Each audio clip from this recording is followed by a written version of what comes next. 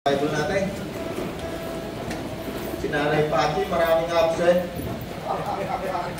Bagsak ko palagay ko sa exam. Nanay Pachi, maraming absent. Sa natin ang Bible natin, sa Roma 2:12. Teka muna, huwag muna tayo dyan. Balik muna tayo konti lang para meron tayong binabalikan. Doon sa mga huli natin pinag-aralan noong nakaraang linggo, babasa lang ako ng isa para tuloy-tuloy. Ano ang mga pangako ng Diyos doon sa bagong tipan? No? Sa lumang tipan may mga pangako eh. Sa bagong tipan, meron ding mga pangako, siyempre. Sa bagong tipan, sabi sa John 10:10, na parito ako, sabi ni Jesus, no? Ito ang pangako ng Panginoon eh. Sabi ng Panginoon kay tatay, sabi ng Panginoon, ako'y naparito upang ang taong ito ay bigyan ko ng buhay na masaya. Yes. Tayo naniwala ka, yun ang dalang pangako ng Panginoon. Yeah. Dinagdagan pa yun ng Panginoon eh. Naparito ako upang ang mga tupa. No, sino yung tupa? Yung tupa, yun yung mga nakikinig kay Kristo. Yes. No, kaya kapag tayo ngayon, nakikinig tayo kay Kristo, ang tawag sa atin, tupa ni Kristo. Yes. Sabi ni Kristo, na parito ako upang ang tupa, no, sino nakikinig kay Kristo, taas ang kamay. No, hindi lang si tatay. Para sa ating lahat na nakikinig kay Kristo.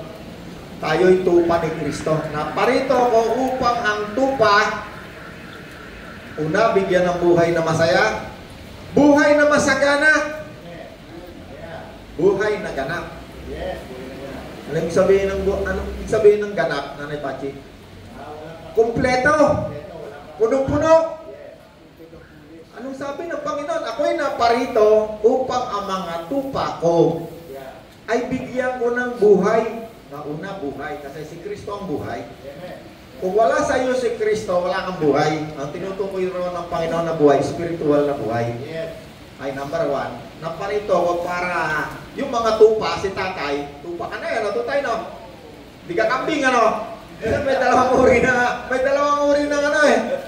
Ang Panginoon, ang pinapastol lang niyan tupa, hindi yan nagpapastol ng giraffe, ng elepante. Hindi nagpapastol yan ng mga pastol ng mga exotic, yung mga sawa, leon.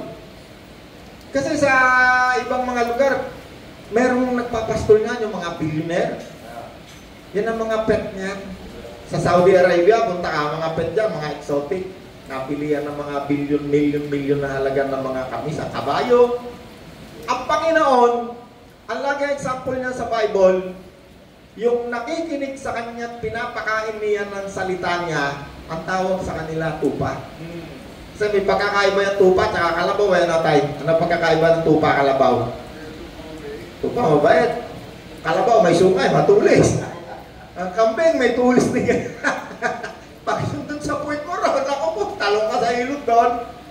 Sabi ng Panginoon, ang aking mga tupa ay binibigyan ko ng buhay, number 1. Ano pa? Buhay na masagana.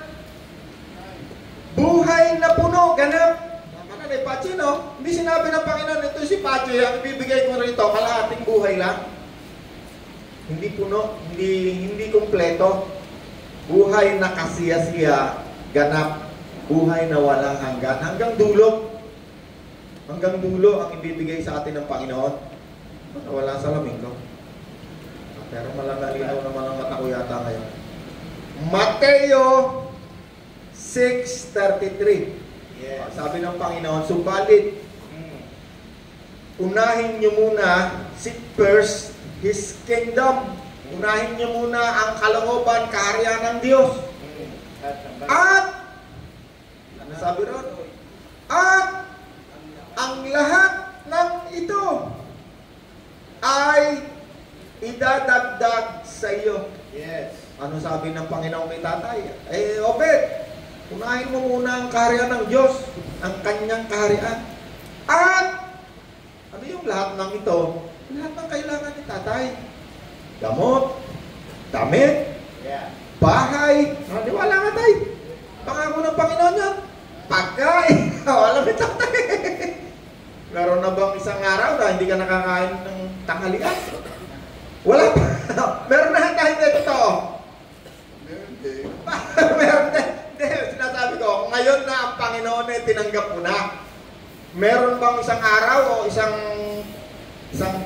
hapunan o tanghalian na wala kang maibili ng pagkain at hindi ka kumain? Hindi. Wala ko'y meron pagalitan ko itong asawa ko, tayo binigyan ng Panginoon. No? Wala. Napakaganda nga ng bisita tatay. Ahit na ahit pang-ahit lang yung tatay. Pag hindi nakabili yan, tutubo yung balbas niya. Parang si ano yan, si Bruno, yung malago balbas. So sa katotohanan, pag inunan natin ng kalooban ng Diyos ang kanyang pag-aari sa buhay mo, sabi ng Panginoon, ako bahala sa lahat ng iyong kailangan. Kailangan, meron kasing sinasabing kagustuhan. Hindi sinabi ng Panginoon na yung gusto mo bibigay sa iyo ng Panginoon. Hindi sinabi ng Panginoon kay tatay na yung gusto kong mga inumin ng gusto ko, yung mga alak na masakit. Hindi yun ang sinasabi ng Panginoon na lahat ng ito, hindi yung kasali ron. Kasi sa kaharian lang, kalooban lang ng Diyos. Amen.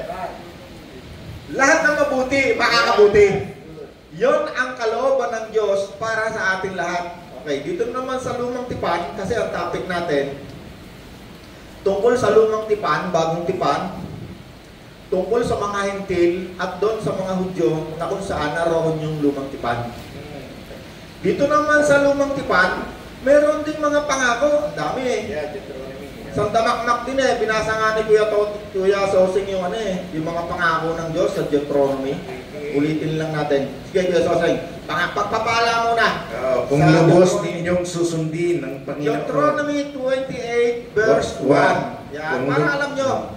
Kung lubos ninyong susundin ng Panginoon na inyong Diyos at gagawin ang lahat ng utos niya na ibibigay ko sa inyo ngayon, gagawin niya kayo. Sabi doon ulit, basahin natin maigi Kung lubos ninyong susundin, ano pa, may sasayin? Ang Panginoon na inyong Diyos. Ang Panginoon na inyong Diyos. At gagawin ang lahat ng utos niya. At gagawin ang lahat ng utos niya. Hindi sinabing isang utos lang Hindi sinabing doon sa 10 utos ay isa lang. Kundi lahat ng utos niya. Ano sabi? Ano sabi? Kasasayin, sige pa, tuloy pa. Kung lubos ninyong susundin ang Panginoon ninyong Diyos at gagawin ang lahat ng utos niya na binibigay ko sa inyo ngayon, gagawin niya kayong nakahihigit sa lahat ng bansa rito sa mundo. Okay, pangako yan sa Lumang Tipan sa Deuteronomy. Ano sabi? Kung susundin ninyo lahat ang utos ko, at gagawin ng lahat. Gagawin, sigurado. Pagpapalain. Sige pa, tuloy mo pa. Papapasa inyo ang lahat ng pagpapalang ito. Pagpapalain niya ang lungsod at mga bukid ninyo. Pagpapalain niya kayo sa pamamagitan ng pagbibigay sa inyo ng mga anak, masaganang ani, maraming hayop. Pagpapalain niya kayo ng mga ani at mga pagkain. Hold na, Kuya Soseng, napakarami ng pangako, pagpapala. At tumalong ka naman, ituloy mo pa kasi mahaba na. 28:15 na, tumalong na sa 15. Kung hindi kayo susunod. Ngunit! Meron niyang ngunit However, sa English yan Ngunit kung hindi kayo susunod sa Panginoon. Ito naman yung counterpart. Yan hindi nila binabasa yan sige, tuloy mo kay Soseng. Ngunit kung hindi kayo susunod sa Panginoon na inyong Diyos at hindi susunding mabuti ang lahat ng utos niya at tuntunin na binibigay ko sa inyo ngayon. Kung hindi ninyo susundin ang lahat, lahat, ano naman ang mangyayari? Mararanasan nyo ang lahat ng sumpang ito. Ayan naman. Ibig sabihin, kapag yung lahat ng utos ng Panginoon dito sa Bible, sa Lumang Tipan, ay sinunod mo lahat, talagang maraming pagpapala. Pero, kapag hindi mo naman nasunod lahat, meron naman sumpa. Huwag mo na basahin sumpa kasi kikilabutan tayo sa sumpa dyan. Sabi dyan, kung ano yung pagpapala, yun naman ang kabaliktaran ng sumpa. Sabi doon sa pagpapala, pagpapalain ko ang iyong hanap buhay. Kung hindi naman sinunod ni Nanay Pachi yung lahat, merong kapirasong supply, sabi naman ng Panginoon, susumpain ko naman ng iyong hanap buhay. No, meron laging balanse, dalawa lagi yan kasi karamihan sa mga nagtuturo dyan tinatawag na prosperity preacher para makuha yan sa lapi ni Bishop. Uutuin niya yan. lagi yung may pangkawil. No, nung isang araw, usapan namin yung mga nangangawil eh. Meron lagi yung pae. Yung mga nabubudol yan, si Nanay Pachi, hindi yan makakawil kung walang pae. At kakagat lang yan sa pae. Kung yan madadaya ko yung isip niya. Papainan ko ng ng isda. Pag kinagat niya yan, huli ko yan. Ang tao, marami rin nakakawil. Ang pae naman, ganun din. Papainan niya ng pera, kung ano-ano mga pangako, etc. Siya, pagkagat niya, dala, iyak siya. Marami akong kilalang ganyan. Ngayon, ito lang ngayon, dami kong kilalang mga nabubudol. Yeah.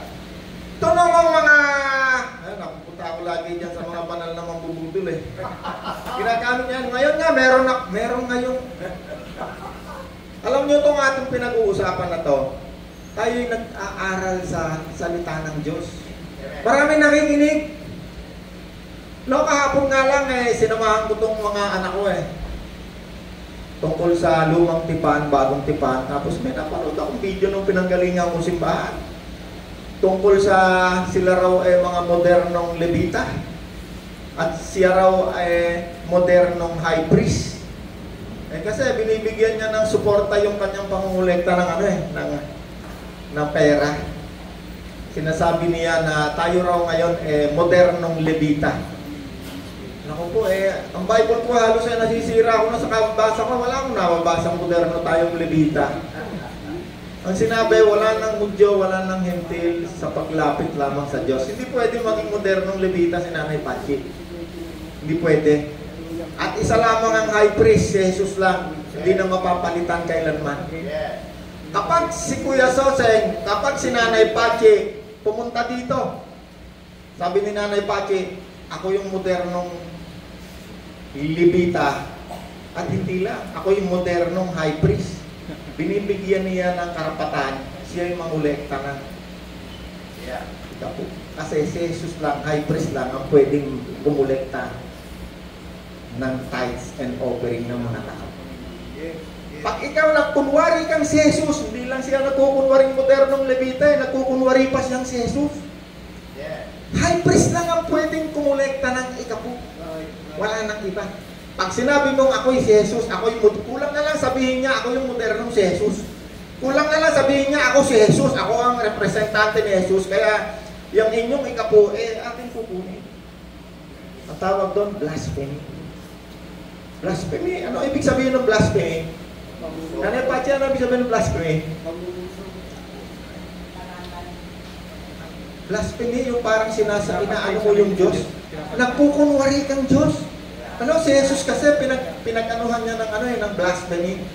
Kasi sinabi ni Jesus, sinabi ng Panginoon, ako tangamay isa. Pag nakita mo Ama, nakita mo ako, nakita mo na ako. Sabi sa kanya ng mga tao, blasphemy! Kasi nagkukunwari raw siyang Diyos. Ngayon, maraming mga blasphemous. Blasphemous ba tawag doon? Pag ikaw nagba-blasphemy, ano tawag sa iyo? Blasphemous. Blasphemous. Maraming tao ngayon gano'n. Kukuha yan ng mga verse sa Bible na pipilipitin. Wala pa ako Bishop to, may eskwela to si Bishop Meron na ba nagsabi sa Bible na tayo modern Levite? Hindi tayo nakasulat sa Bible. Ako po, 10 Bible na yata na nasira sa akin kababasa ko. Wala ko na. Nakikita tayo modern Levites, may high priest na moderno. Pipilipitin nila yan. Sige, punta na tayo sa topic natin ngayong araw. Hindi high priest, high price. High price. Sabi ko, pwede kang maging high priest, pero ang pangalan mo si Anas, tsaka si Caiphas. Hindi pwedeng ang Panginoon ka. Nanay Pachi, di ba? May high priest Si Anas, tsaka si Caiphas, yung lumiti sa Panginoon. Pwede kang maging modernong high priest, pero hindi Jesus ang pangalan mo, Anas, o kaya Caiphas. Ikaw yung namumuno sa iyong kaharian. Hallelujah. Okay, Roma 2:12. No? At tawag dito sa ating pinag-aaralan ngayon Sige, Roma 2:12, Kuya Soseng. Ang mga taong nagkakasala na walang alang sa kautosan ni Moises ay mapapahamak at ang kaparusahan nila ay hindi ibabatay sa kautosan. Ang mga nakakaalam naman ng kautosan ni Moises pero patuloy na gumagawa ng kasamaan ay paparusahan sa na batay sa kautusan. Hallelujah. Basahin mo nga daw sa mabuting balita, Kuya Jose. Ganda sa mabuting balita. O, basahin mo muna sa unang Korinto 9:20. Kasi meron tayong titingnan dyan tungkol sa mga hentil at mga Hudyo. Unang Korinto 9:20. Unang Korinto 9:20. 9:20. Sa piling ng mga Hudyo, ako'y namumuhay tulad ng isang Hudyo upang mahikayat ko sila kahit na hindi ako sa klaw ng kautusan. Nagpailalim ako rito alang-alang sa mga nasa ilalim ng kautusan upang mailapit ko sila sa Diyos. 21. Sa piling naman ng mga hentil na hindi sa klaw ng kautusan ni Moises, ako'y naging parang hentil. Hallelujah. Upang sila'y mahikayat ko rin, subalit hindi ito nangangahulugang hindi ko sinusunod ang mga utos ng Diyos sapagkat ako'y nasa ilalim ng kautusan ni Kristo. Hallelujah. Okay, ang topic natin tungkol sa dalawang uri ng tao. Yung isa, hentil. Yung namang isa, tinatawag na Hudyo. Kaya saan basahin mo sa Roma 2:12, yung mabuting balita. Yes. Maganda yung salin dun eh. Magandang balita. 2:12. Yeah. Yan. Ang lahat na nagkakasala na hindi sa klaw ng kautusan ni Moises ay parurusahan, ngunit hindi batay sa kautusan yon. Subalit ang lahat naman na nagkakasala na sa klaw ng kautusan ay hahatulan batay sa kautusan. Tayo kay hole-hole. Hallelujah. Yung aking atong aking salin ng balita, napakaganda tungkol sa hentil saka sa Hudyo. Parang katulad dito sa unang Korinto 9:20. Sa piling ng mga Hudyo, tsaka sa piling ng mga hentil. Kasi ang topic natin tungkol sa Hudyo, sino ba itong mga Hudyo? At sino ba itong mga tinatawag na hentil? Sa Roma 2:12, maganda itong salin dito sa akin eh. Ang mga hentil ay walang kautusan ni Moses. Yeah. Anong salin ng yan? Malinaw ito, may binabanggit ng mga tao. Sila ay nagkakasala at paparusahan ng hindi batay sa kautusan. Ang mga Hudyo ay may kautusan. Yeah. Sila ay nagkakasala at hahatulan batay sa kautusan. Okay, anong salin niya, Rod? Maganda yung unang pinasama, pero mas maganda to, merong specific eh. Yung kautusan para sa mga Hudyo, yung hentil, walang kautusan. Sino yung... MBB. Ha? MBB, Rod, MBB. Pareho din yan, kaya lang mas maganda yung salin sa MBB, magandang balita. Yan. Kasi itong Bible ko, MBB ito yung magandang balita. Ang lahat na nagkakasala na hindi sa klaw ng kautusan ni Moises. Hindi yung verse na yan, hindi yung salin na yan. Kasi ito sa akin maganda yung Roma 2:12. Magandang balita, Biblia. Ang mga hentil ay walang kautusan ni Moses. Although pareho din siya, kaya lang hindi niya tinubo yung hentil at saka Hudyo dyan sa verse na yan. Magandang balita, Biblia, Rod. Search mo nga. Ang mga hentil, sige, huwag nyo nang hanapin. Ito na lang sa akin, pakinggan natin. Pareho din ito na sinusulat niya, kaya lang mas detalyado itong nakita kong salin eh. Ang mga hentil, walang kautusan ni Moses. Parehas din dyan sa binasa mo eh. Tama din dyan, no? Ang mga hentil, ito'y walang kautusan ni Moses, hindi sila kasali. Sila ay nagkakasala at paparusahan ng hindi batay sa kautusan ni Moses. Ang mga Hudyo, sila ay may kautusan ni Moses at sila ay nagkakasala at hahatulan batay sa kautusan ni Moses. Parehas din ang naman yan eh, kaya lang mas matitali dito sa ating Pareho din ang ibig sabihin, pareho din. So ano ang sinasabi rito? Katulad rin dito sa unang Korinto 9:20. Ang Hudyo ay mayroong kautusan ni Moses. Yung tinatawag na kautusan ni Moses, yan yung nandito sa Bible natin, yung unang 5. Yung Genesis, Leviticus, Numbers, yung unang 5 dyan sa ating Bible. Ngayon, ang ating pag-aralan ngayong umaga, sino ba itong mga Hudyo na to? Bakit may binabanggit na mga Hudyo?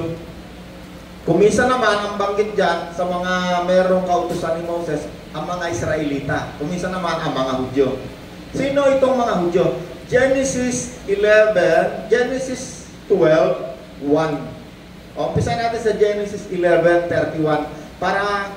Kasi alam nyo, pag hindi nyo nalaman itong mga bagay na ito, hindi nyo mas malilinawan yung tinatawag na bagong tipan, lumang tipan. Kailangan malaman nyo, sino ba itong mga Hudyo? Bakit mayroong mga Hudyo na tinatawag sa Bible? Genesis, umpisa natin sa 11:31. Kaya sasang daan-daan lang. Umalis si Tera sa Ur na sakop ng mga Kaldeo. Kasama niya ang anak ng si Abram, ang kanyang manugang na si Sarai at ang mga apo niyang si Lot na anak ni Haran. Papunta sana sila sa Kanaan, pero pagdating nila sa Haran, doon na lamang sila tumira. Doon namatay si Tera sa edad na 205. Ngayon, Hold. Yeah. Saan nga? Umalis si Tera sa bayan ng Ur. No, yung Ur na yan, sa panahon na ito ngayon, maraming mga nagtuturo na sinasabi yan daw Iraq or Iran or Turkey. Basta nandyan niya sa party na yan. Itong si Tera, ito yung tatay ni Abraham. Kasama ang kanyang mga anak, si Abraham, asawang si Sarah, si Lot, anak ni Haran, na anak ni Haran. Pupunta sila sa Kanaan. Yeah. Ngunit nang dumating sila sa Haran, doon na sila nanirahan. Doon ay namatay si Tera sa gulang na 205 na taon. Ang destinasyon na doon na tinatawag na Kanaan. Yung Kanaan na yan yung moderno ngayon na tinatawag na bansang Israel. Yes. Kung saan mayroong giyera halos. Kung nabalitaan nyo, ngayon nga, umuulan ng giyera galing Iran. 200 plus na missile na ganyang kalalaki. Pero noong October 7, ano ba ngayon? October? Yeah. Noong September 7, noong lang nakaraang buwan, yata, 4,000 missile naman yung pinaulan dyan nung... Hindi, dito galing sa Gaza.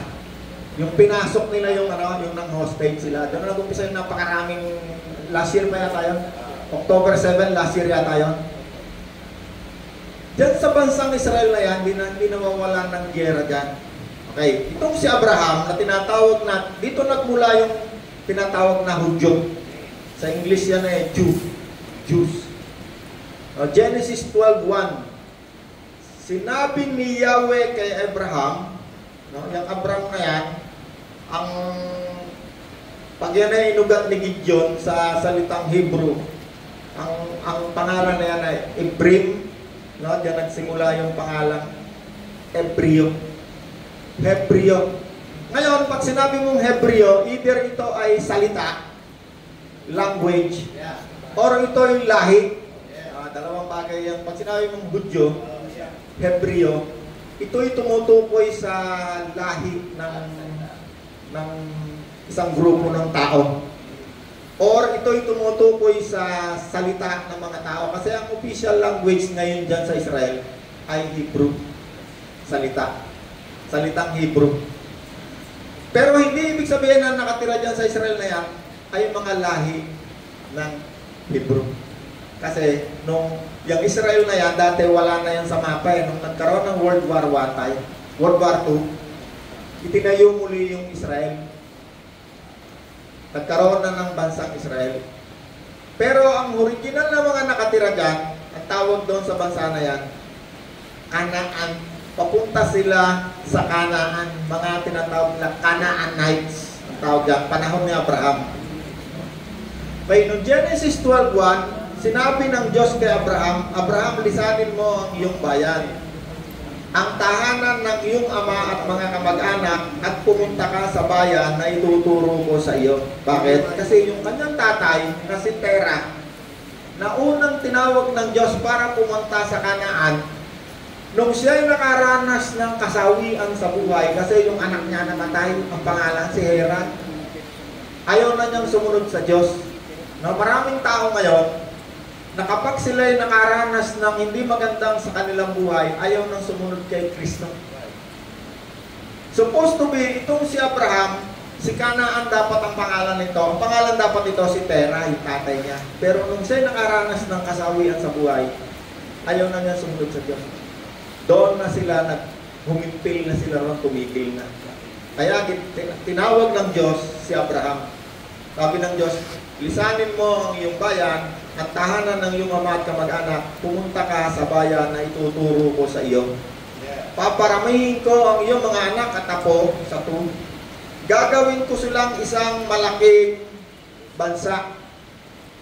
Kaya ngayon, yung pangalang Abraham, na isang Hebreo, na isang Hebrew, nagkaroon niya ng anak, kaya nga sinabi, pag sinabing Hebreo, yan ay galing sa isang lahi. Nanganak siya, ang pangalan, si Isaac, si Jacob. Diyan naman sa pangalang Jacob, diyan naman nagmula yung pangalang Israel ngayon.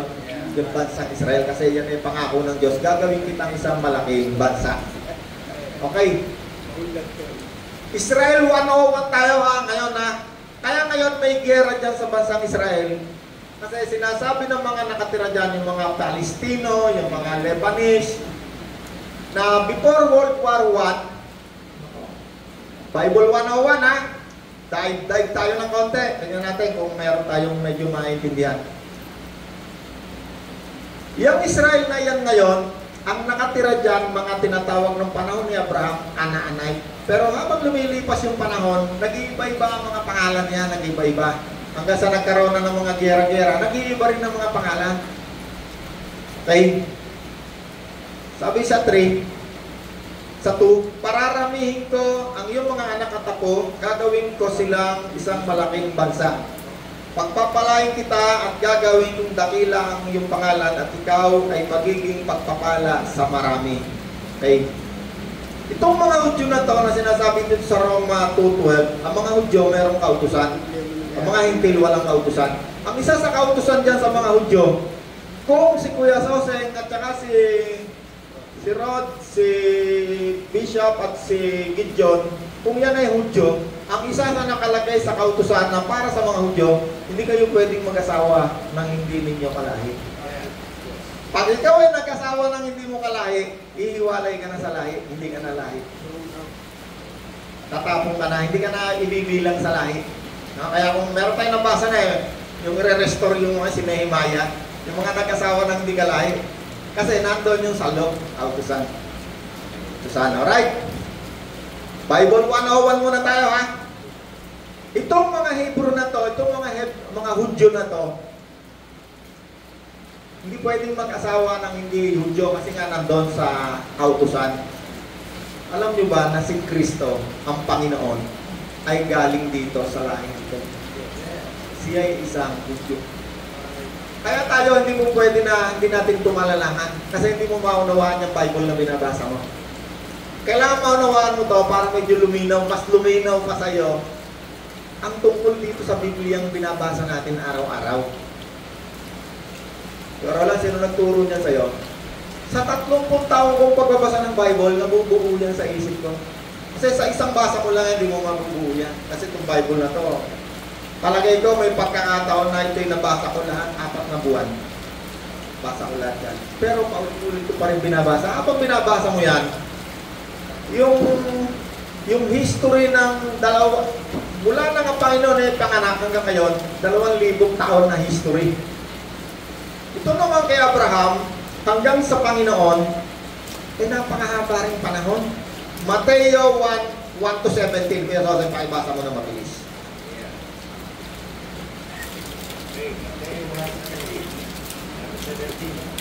Mateo 1:1-17.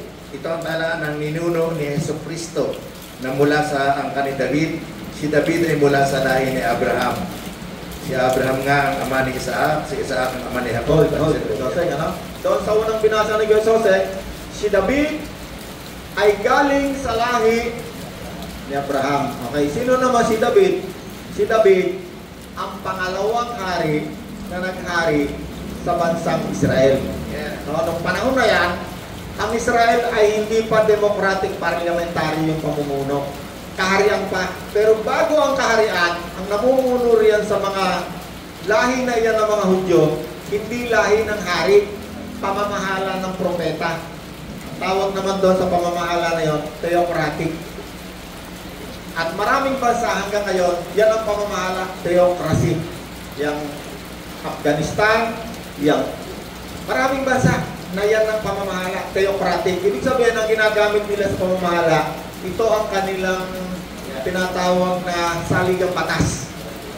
Yung law of Moses, yan ang kanilang saligang batas. Yan ang ginagamit nila sa pamamahala sa mga kasalanan, sa paghuhukom, pag-judge, no? Pag si Nanay Pachi, pag yan nangalong niya, may parusa dyan, napapanood sa video sa mga Muslim country na ito ang putulang ka ng ulo. Pag naman nagnakaw ka, puputulang ka ng kamay. Yun ang mga nakalagay dyan sa kautusan ni Moses. Okay. Sabi dito, sa Genesis 12:1, pararamihin ko ang iyong mga anak at ako, gagawin ko silang isang malaking bansa. Pagpapalain kita at gagawin mong dakila ang iyong pangalan at ikaw ang magiging pagpapala sa marami. At ang sa iyo ay magpapala ay aking pagpapalain, at ang sa iyo ay susumpa ay aking ding susumpain. At sa pamamagitan mo, ang lahat ng mga bansa sa daigdig ay aking pagpapalain. Okay. Genesis 17, 1-2. At nakipagtipan ang Diyos kay Abraham. Sa 4. Genesis 17, 1-2. At nakipagtipan ang Diyos kay Abraham. Sa 4, ito ang aking tipan sa iyo. Ikaw ay magiging ama ng maraming bansa. Okay. Itong si Abraham, nagkaanak ito ng pangalan na ay unang anak si Ismael. Diyan naman nagmula yung karamihan ng mga bansang Muslim ngayon na pagkayayaman. Diyan sa Middle East, yung Kuwait, yung lahat ng mga bilyonaryong bansa na pinaglalaroan lang yung mga sports car, yan ay galing naman dito sa anak ni Abraham na ang pangalan ay Ismael. Ito namang Muslim country. Ito namang Israel. Ito yung kaisa-isang bansa na na-trace. No, nakalagay sinong ninuno, hanggang sa naging Israel. Siya yung lahi ng mga Hudyo. Siya ang lahi ng mga Hebreo na galing doon sa pangako ng Diyos kay Abraham. Okay. 5. Hindi na Abraham, kundi Abraham ang itatawag sa iyo. Genesis 17:1. 8. Ibibigay ko sa iyo at sa iyong mga magiging lahi ang lupain ito ng Kanaan na iyong tinitirahan ngayon. Yung Kanaan na yan, Israel yan ngayon. Bilang isang dayuhan, ito ang magiging pag-aari nila sa habang panahon. At ako ang kanilang magiging Diyos. At lahat ng lalaki ay tutuliin. Okay, nakipagtipan ang Diyos kay Abraham. At lahat ng lalaki ay tutuliin. So yan ang palatandaan ng mga Hebreo na tumuloy-tuloy ang lahi. Kaya ang tawag doon sa mga kumisa sa Bible, hindi Hudyo ang tawag dyan Ang tawag dyan, mga tuli. Pero mga hindi kumisa ang tawag, mga hindi tuli. Pag ikaw ay tuli, ibig sabihin ikaw ay lahi ni Abraham. Kasi yun yung palatandaan ng pakikipagtipan ng Diyos. Yun ang tinatawag nating lumang tipan, pakikipagtipan ng Diyos kay Abraham. Yung ating katawang laman ay pinuli. Yung ating loob ng ating siper. Si Abraham at yung kanyang lahi papunta hanggang sa bayan ng Israel ngayon na tinatawag nilang Hebreo o Hudyo. No, kung matatandaan nyo, noong Second World War, 6 na milyong tuli ang pinatay, minasakir. Sino mahilig sa history, no? Kaya kasabi ko sa inyo, Bible 101 tayo ngayon. Medyo malalim. Ayun nga lang panahon ng hapon, yung iba sa inyo, hindi na alam lalo na itong history na ito, 2,000 taon. Panahon ni Abraham, 4,000 taon. Parang mahirap kargahin sa isip. Pero, pagkasaan ng Bible, mabubuo sa iyo yung history. Yung 1,000 taon, parang ang bilis lang pala yan. Mabubuo siya, wala ka ginawa ng Diyos, ba't si Adan? Ang bilis lang. Okay. May nakakawa kayo? Anong pangako ng Diyos kay Abraham? Ibibigay ko sa iyo at sa iyong magiging lahi ang lupain ito ng Israel. No, kaya ngayon merong gera dyan sa lupak yan ng Israel kasi hindi matatapos yan. Kasi ang talagang nakatira dyan, yung mga tinatawag na Palestino, at saka yung mga Palestine, ano pa yung bansa? May isang bansa pa, Palestino, at saka Lebanese, na Lebanon. Sila talaga nandyan. Nagkaroon lang uli yan ang tinatawag ng Israel nung nagkaroon na ng World War II.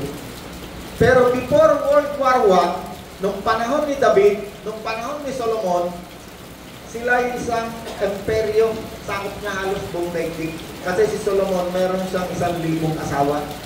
Yun ay strategy para yung buong daigdig makuha niya politically. Kapag sinakop niya yung isang bansa, kukuha siya ng isang asawa. Kaya nagkaroon siya ng 1,000 asawa. At si Solomon, ang hari na nakasakop halos sa buong Israel. Kasi meron pa yung hangganan sa Bible. Mula Ilog Euphrates hanggang doon sa kabilang hangganan ng Ehipto. Kaya kung titingnan mo yan, kung Bible lang tinignan mo, sino ba ang nagmamayari ng daigdig? Sinong nagbigay sa mga Israelitang ito dyan sa tinatawag natin ngayong Israel? Di ba ang Diyos? Pero pag ang isang tao, hindi nagbabasa nito, kaya sabi ko sa inyo, Bible 101 to, mahirap tong aruin ng isip. Kahit mga reporter, kahit mga taong sino pa man gano'ng matalino, pag hindi naniniwala sa Bible yan, ang tama dyan, yung mga Lebanese sa mga Palestine. Kasi yan lang yung abot ng kanilang istorya. Ang abot lang ng history nila ay kung sino yung original na nakatira dyan.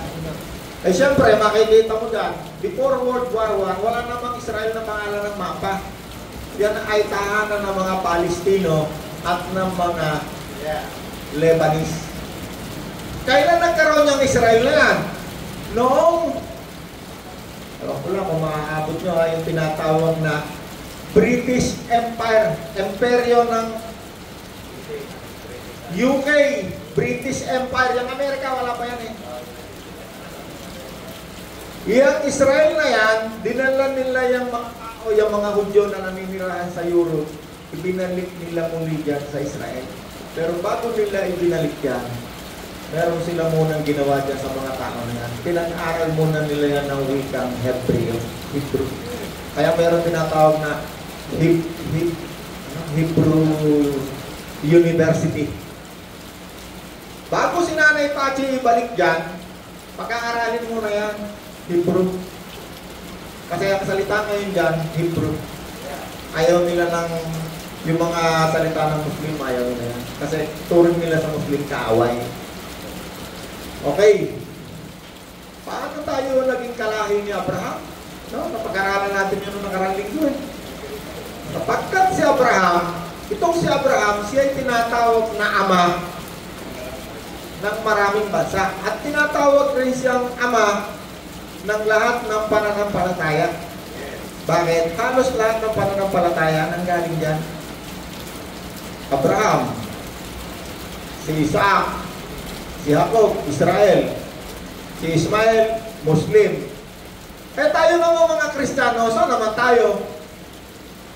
Sapagkat ang lahat ng sumasampalataya kay Kristo na isang Hudyo, na isang Hebreo, ay naging lahi ni Abraham. Saan ngayon tayo lahi? Spiritually, tayo'y naging lahi ni Abraham. Spiritually. Pero yung lahi niya sa physical, meron din mga tunay na lahi. Yan yung mga tinatawag ngayon ng mga Hebreo, mga Israelita na doon. Pero hindi lahat ng Israelita na nandyan, tunay na mga Hebreo at mga tunay na mga lahi ni Abraham. Yung iba dyan, mga espiya lang yan, mga nilagay lang dyan ng mga imperyo ng Amerika, imperyo ng British Empire. Mga espiya. Nananawan tayo? Panahon lang ng hapon, di na natin maunawa. Panahon lang ni Bonifacio, kailan lang, wala pa 100 taon, di na natin maalam eh. Lalo lang kaya itong pinag-uusapan natin, kaya wala, may libu-libong taon na yan eh. Paano ko naman may tuturo yan ng ilang minuto, itong libu-libong taon ng istorya? At least meron tayong natututunan. No? At least meron tayong nalalaman bakit may giyera dyan sa bansang yan, ng Israel. At yung bansa na yan, yung matatapos ang giyera dyan. Kasi, ang tatapos lang ng giyera dyan sa bansa na yan, yung tinatawag nating Prince of Peace. si Kristo. At tinatawag natin din siya hari ng mga hari. King of King. Yun ang iniintay ng mga Hudyo na yan na darating na siyang uupurian. Ang mga Hudyo kailanman hindi mapapalitan ng mga pisikal na yung mga pisikal na Hudyo, hindi mapapalitan yan hanggang dumating si Kristo. Kasi si Kristo, ang Panginoon, ay isang tunay na Hudyo. Amen? Acts 22:3.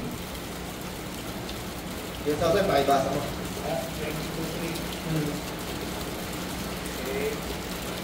Ako nababasa para mabilis. Gawa 22:3. Ako'y isang Hudyo, sabi ni Pablo. Ako'y pinanganak sa Tarsus ng Cilicia. Itong si Pablo, although hindi siya nakatira doon sa Israel, pero siya ay isang tunay na Hudyo kasi ang isang Hudyo, kapag ikaw ay isang Hudyo, total, si tatay, isang Hudyo. Yung ugat mo, yung kaugat-ugatan ng mga ninuno mo, alam mo, nakalista sa'yo, meron kang personal knowledge. Ganyang katindi ang mga Hudyo. Hindi katulad natin mga Pilipino, lolo ko nga lang, parang hindi ko na inabutan, hindi ko alam kung anong pangalan, hindi na ikuwento sa akin ng tatay ko eh. Ang mga Hudyo meron ng talaan. Kaya yung mga karamihan na bumalik dyan na naiwan na buhay, nung panahon ni Hitler ay nakaligtas, alam nila anong lahi nila, saan sila galing, ito yung lahi ko. At yan ay iimbestigahan ng meron silang isang grupo na parang department na nag-imbestiga na kung ikaw nga ba'y tunay na Hudyo o ikaw ay isa lang espiya.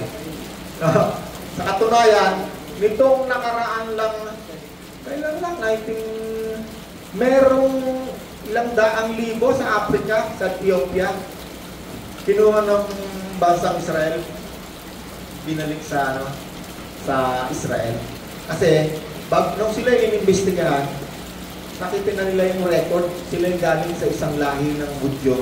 Nung pinakahuling hari ng Israel, eh di ba winasak sila kasi nagtatayan sila. Yung ibang lahi raw kung saan na nagpunta. Pero nagpunta pa meron pa ganito, may pa gano. Bible 101, Hudyo at saka Hentil. Mateo 2:2. Meron tatlong hari na nagpunta ng Israel. Nasaan ang ipinanganak na hari ng mga Hudyo? Yung tatlong hari, hindi pa pinapangaral ng Panginoon. Ipinanganak pa lang. Kasi ang tungkol kay Kristo, kahit nung wala pa si Kristo, marami nang nangangaral. Alam nila na darating si Kristo, unang pagdating. Pinanganak, may tatlong hari galing sa silangan. Ang description nila kay Kristo, ang papanganak pa lang, baby pa lang. Nasaan ang pinanganak na hari ng mga Hudyo? Hari, siya kilala na hari. Hari ng mga Hudyo. Acts 1, verse 6. Panginoon, itatayo na ba ninyong muli ang kaharian ng Israel? Duktong-duktong yan kasi ang pangako ng Diyos kay Abraham, gagawin kitang isang malaking bansa, makapangyarihan. At ang bansa na yan, na galing sa pangako, ay yung bansang Israel. Sino naman yung Israel? Yung Israel na yan ngayon, sa ngayon, ang kanilang ngayong gobyerno ay democratic. Parliamentary democratic. Ang kanilang prime minister ngayon ay si Netanyahu. Yan ang kanilang ngayong bansa. Kahapon lang yata itong 3 araw, mayroong mga missile na lumipad galing Israel. At ngayon, nagbabanta na naman ngayon ng Israel kasi ang Israel na yan, yung mga Hudyo na yan, kahit saan bansa yung mapunta, nagiging kanang kamay ng mga hari yan. Kahit nung panahon ni Haring Nebuchadnezzar, nandiyan si Daniel, nandiyan si Jose, panahon sa Egypt, nandiyan. Pag mayroong emperor, sigurado nandiyan yung kanang kamay niyan, mga Hebrew, mga Hudyo. Diyan sa Amerika ngayon, tayo, Ang ekonomiya ng Amerika, according na rin sa kanila, ang naghahawak niyan mga Hebreo, mga Hudyo. Mga lahi ng Hudyo. Kaya si Hitler galit na galit siya sa mga lahi ito. Kasi kahit saan magpunta yan, uunlad ang buhay niyan. Pagpapalain ng Diyos. Kaya si Hitler, nakita niya, sabi, parang ma-under na tayo dito sa mga Hudyo na ito. Puro sila yung may mga negosyo, kaya sila pinagpapatay ni Hitler. Pangalawa, nung mga unang panahon, di katulad ngayon, ngayon, dahil maraming nangangaral, tayo mga Kristiyano, tayo ay pro-Hudyo. Pero before, nung panahon ng mga Katoliko lang, yung mga Hudyo na yan, galit ang mga Katoliko dyan. Bakit? Kasi sila raw yung pumatay kay Kristo. Totoo naman. Totoo naman. Ang lola ko, nung araw, pag nagmumura yun Hudyo kang bata ka! Tayo namin ko yan. Alam mo yan, ay? Yung mga matatanda ng araw. Yung mga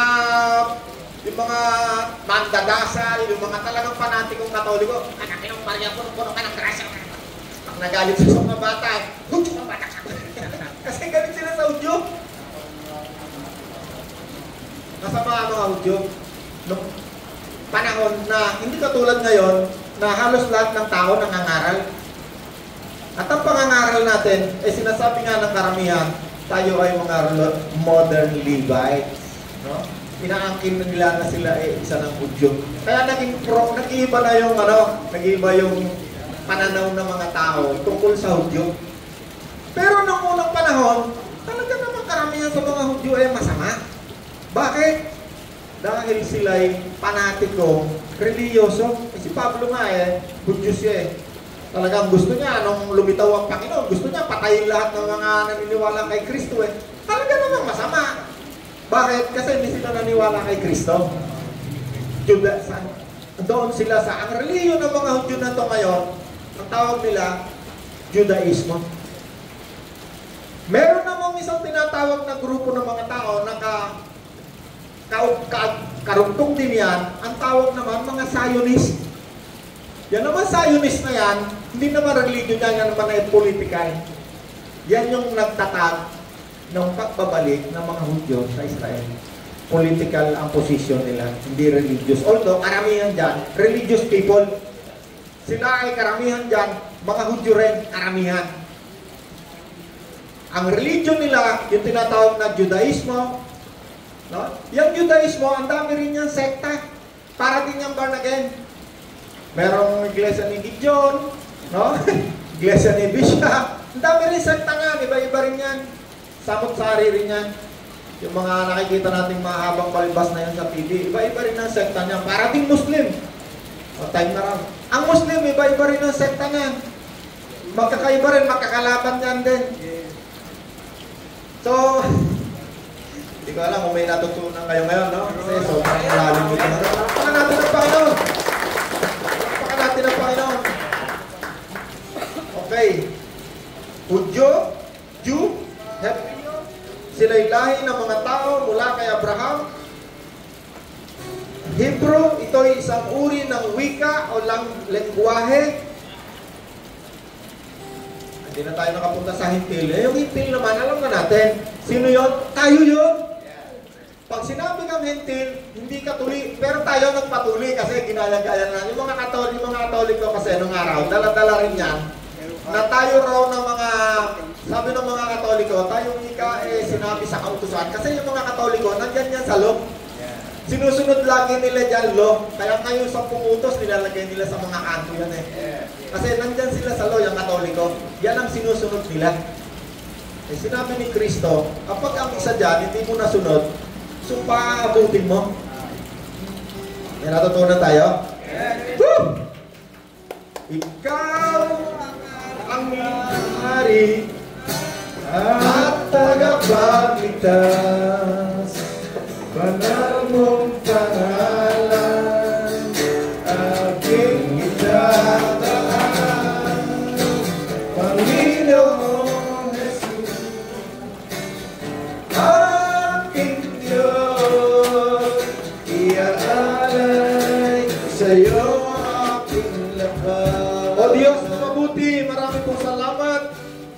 Ang salaping ito, Panginoon, na aming ibinigay ay tutulong sa marami. Salamat po, Ama, kami nakakatulong, kami natututong magmahal sa aming kapwa. Salamat po sa pangalan ni Jesus na aming Panginoon. Amen. Palakpakan natin ang Diyos.